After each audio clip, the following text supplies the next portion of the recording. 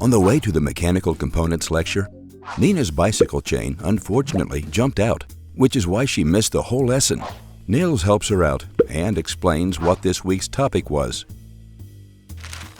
Nils says to Nina, "This week was about designing a bearing, which involves planning, constructing, and assembling a bearing.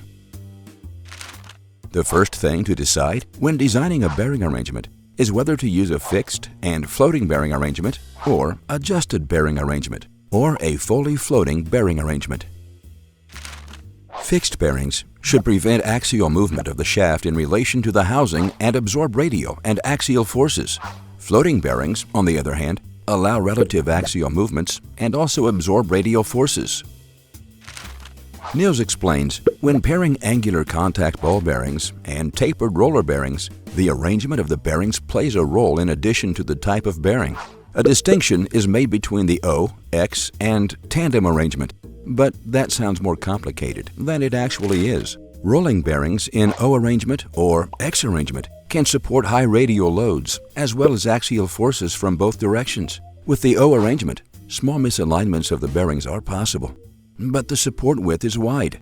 With the X arrangement, high misalignments of the bearings are possible, but the support width is low.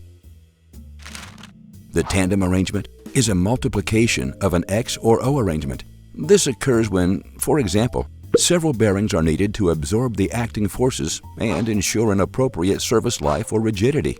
For this purpose, the bearings can only support axial loads from one direction. Nils also tells Nina, after the calculation and selection of the bearing arrangement, the surrounding construction still needs to be taken into account. Criteria that need to be considered for the bearing arrangement include correct bearing mounting and ensuring that the bearing arrangement has sufficient space to be mounted. Another point is choosing the right fit for shaft and housing. However, this depends on the operating conditions. Seals are used in the bearing to prevent the ingress of contaminants and the escape of lubricant. In general, a distinction can be made between integrated and external seals. Nina says, "I could do with a good protector like that on my bike." Nils says, "That's right. Then you'll never miss a lecture again."